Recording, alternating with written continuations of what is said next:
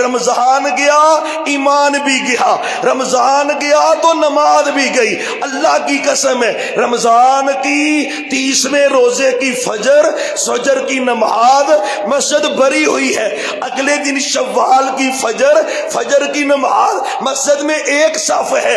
اللہ کی قسم ایک کیٹاگری وہ ہے رمضان کے نمازی، شوال کے بے نمازی، رمضان میں رب کو رب مانے، شوال میں رب کا انکار کرے، عملی پریکٹیکل طور پر اللہ کا انکار کرے۔ او نہیں، اللہ کو پسند ہے ہی نہیں، ایسا بندہ اللہ کو اچھا لگتا ہی نہیں، بالکل بھی اچھا نہیں لگتا۔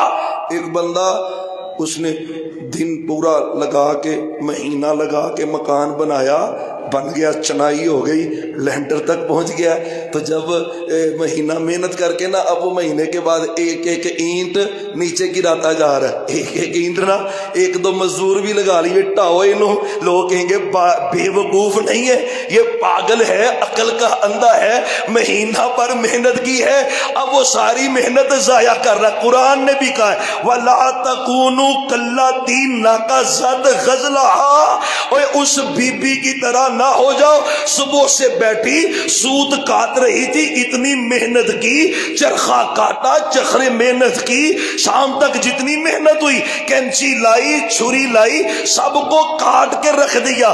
یہ مثال ہے ان بد نصیبوں کی، رمضان کے نمازی، شوال کے بے نمازی، رمضان کے قرآنی، شوال کے بے قرآنی۔ اور نہیں، اللہ پسند نہیں کرتے، یہ جذباتی کیفیت اللہ کو اچھی نہیں لگتی۔ میں آپ کو اللہ کا واسطہ دے کے کہتا ہوں، شوال رمضان میں رب کون تھا؟ بولتے نہیں، ہارے بولو، شوال میں رب کون ہے؟ اللہ اکبر۔ تو پھر اب نمازی کیوں نہیں بھائی؟ اب نمازی کیوں نہیں؟ اللہ کی قسم یہ عادت اللہ کو پسند نہیں ہے، یہ اللہ اس کو پسند نہیں کرتا۔ اللہ کا واسطہ کچھ نہ کچھ تو خیر سے جڑے رہو نا۔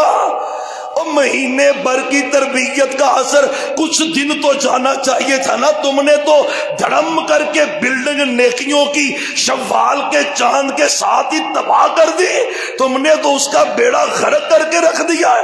اللہ کا واسطہ ہے، پورے مہینے کی محنت ہے، قدر کر، قدر کیسے ہوگی، کنٹینیو اس کو جاری۔ اچھا مجھے یہ بتائیں، آپ تاجر ہیں، سارے اکثر ڈیوٹیاں بھی